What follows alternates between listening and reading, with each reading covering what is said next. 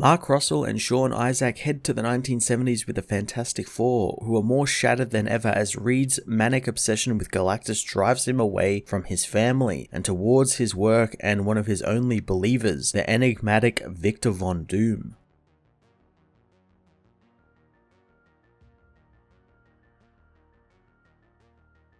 Mark Russell continues his absolutely wonderful and unique reimagining of the Fantastic Four's origin and early days, this time moving the story into the 1970s and bringing with it the paranoia and fear that was rampant in that era of world history thanks to things like Vietnam and the impending Cold War and many other factors. I adore how Mark is handling the first family here, really hitting home the idea that they really aren't a family all that much, using this time to focus on Reed's infamous obsession with his work. Something that in past iterations of the Fantastic Four is usually done with no real malice intended. It's just sort of a thing that Reed has and he's kind of always unaware of that he's obsessing over something, but here it's kind of done with a little bit of malice, since Mark uses it hand in hand with the fear of others that the 70s was rampant with, almost turning Reed into a fully xenophobic arsehole, all thanks to his visions of Galactus driving him insane and how he doesn't want Earth to have any contact with any other alien race whatsoever because of fear that Galactus might hear that they exist and come for them. Doctor Doom was also introduced this issue in a very classic Doctor Doom way, with the man manipulating Reed and feeding his fear and terror to get what he wants. Sue Storm also gets a wonderful spotlight this issue as she's kind of forced out of the team because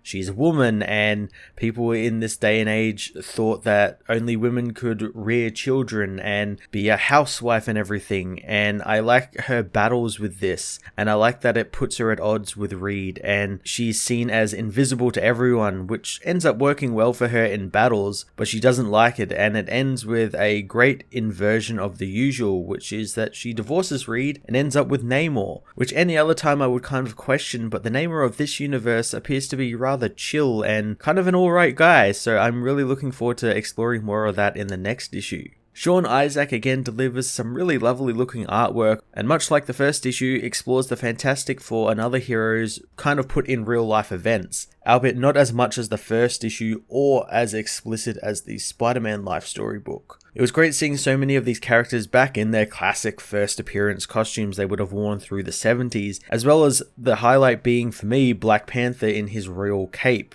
which is just brilliant and something we really need more of. Fantastic Four Life Story Issue 2 was another fantastic look at Marvel's first family and their various dramas, infusing the family with real-world, period-accurate political climates in a great exploration of people's fear of other people and the fear of the different and the unknown. I'm going to give this issue a 10 out of 10.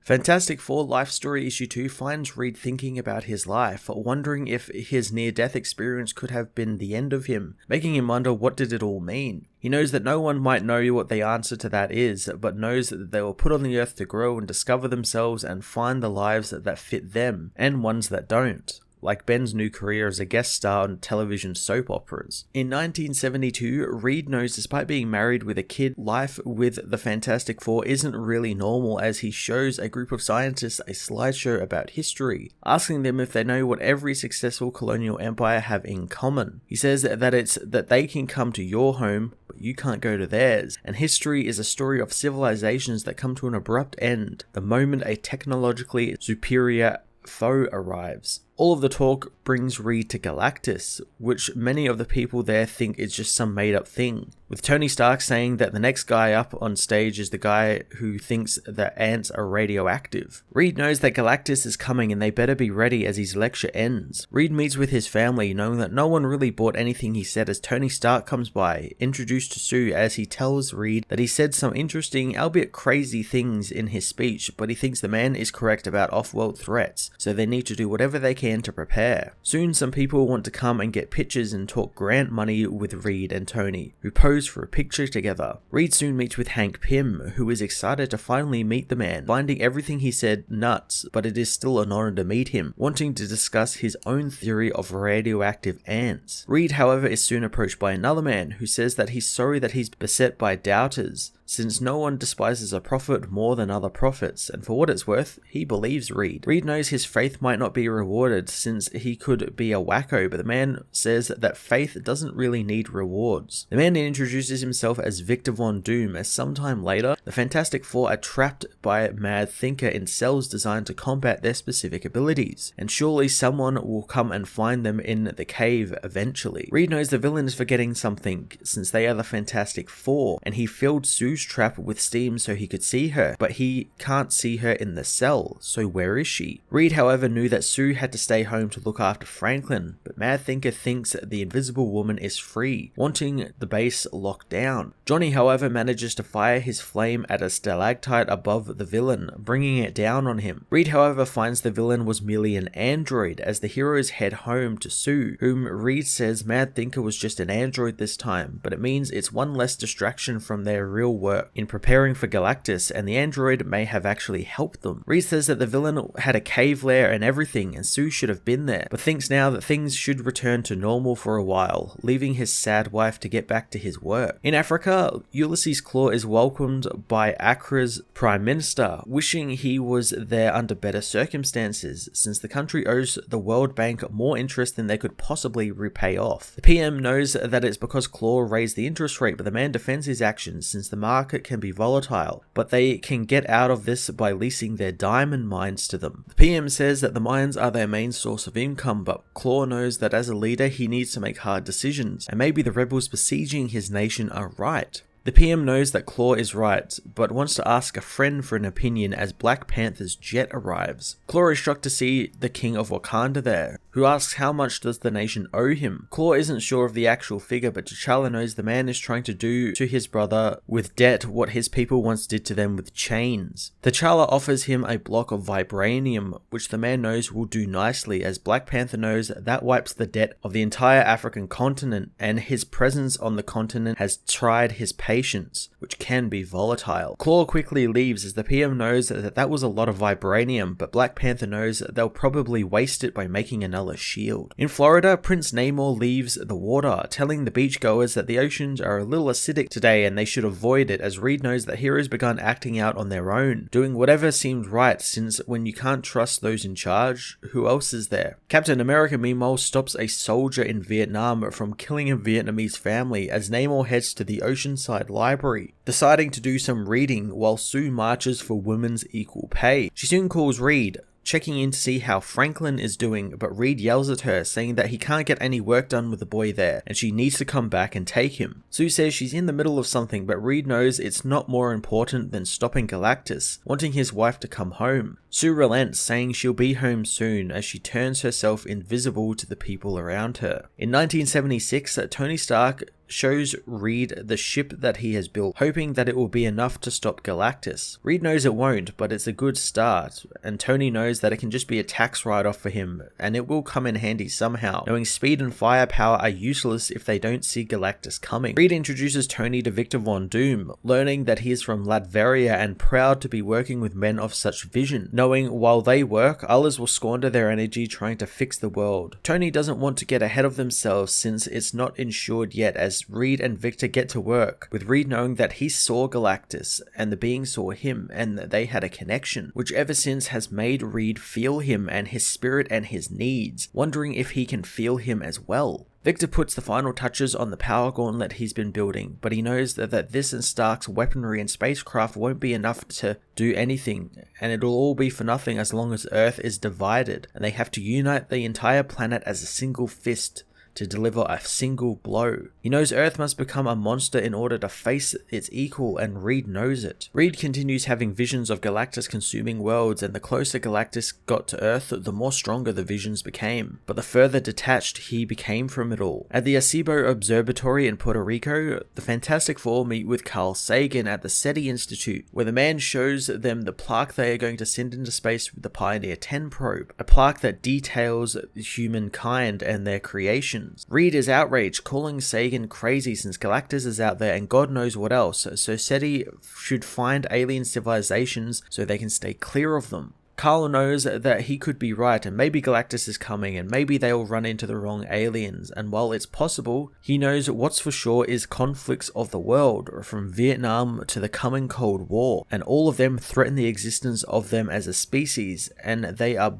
all built from the same bricks. The fear of outsiders and how they view others as a threat, and while outsiders might kill them, if they don't evolve and let go of the terror of each other, that's what will kill them. Carl knows that Reed's fear won't save him, as a week later, Sue meets with her brother, who wonders where Mr. Fantastic has gotten off to. Sue knows that he's off saving the world in his invention shed, as Johnny knows he's saving the world without them, but he knows that there are limits to what a man on fire is useful for. Sue says that after all these years, she's never really apologized for getting him into this mess, knowing that he admired Reed as a kid and she should have protected him and kept him from coming on the ship that day. Johnny knows he didn't force his way onto the ship because he idolized Reed, he did it because he idolized Sue, and while he knows both Reed and Sue are brilliant, the world is more than a science experiment, and he is the man he is because of her. The siblings hug, and Sue asks if Johnny would stay for dinner, as Johnny asks if she's coming to that thing tomorrow, but Sue has no idea what he means. In the lab, Reed tells Victor about the battle with the Mad Thinker and how he tricked him into thinking that Sue had escaped. Victor knows that if he can replicate the tech in the android that he killed that day, they could create an army of them to help with their workload. Sue storms into the lab, demanding when Reed was going to tell her about this meeting with the heroes, since she and he were invited. Reed says that he declined for both of them since they are too busy. Sue says that next time he thinks he knows what she is thinking, he better let her in on the secret. She turns invisible, and Victor knows that she needs to be let go since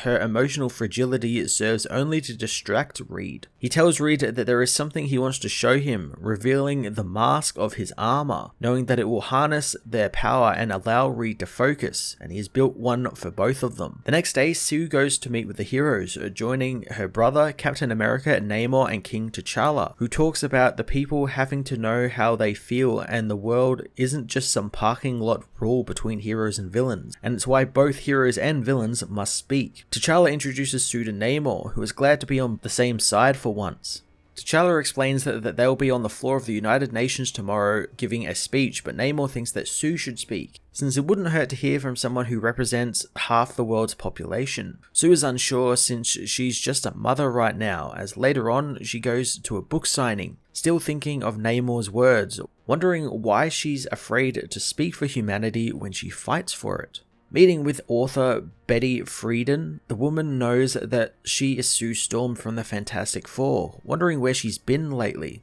Sue merely says she's been busy, leaving with her signed book, which she finds Betty wrote a message in, telling Sue not to stay invisible forever. At the UN, Black Panther delivers his speech, saying that while he is a king, many think he is born to lead, but this is a lie, since no one is born to lead, and he is there because this is his idea, knowing leadership is just another word for vision to come up with new ideas and to have the courage to act on them, and anything less is just servitude, something he doesn't accept for himself and will not accept for any people either. Victor meanwhile suits up in his armor for the first time, knowing that it will help him get the world ready and make it understand what they need to do and sacrifice. Reed hopes so, and he learns many of the world's heroes will stand in their way, and they are at the UN right now, so if they attack them right now, they will have no choice but to back them. Reed demands to know what the man is talking about, but Victor attacks him, knocking Reed out, knowing that he would go against him, and it's why he waited for the suit to be operational until he asks Reed. He apologizes since he had everything to see their vision through, except vision. Sue meanwhile takes the podium at the UN, telling the people that the UN was created to save the world from itself, but the world has changed and they need to as well. She tells them about how her father fought in World War II, fighting to save the world from monsters, and if he hadn't, they wouldn't be there today.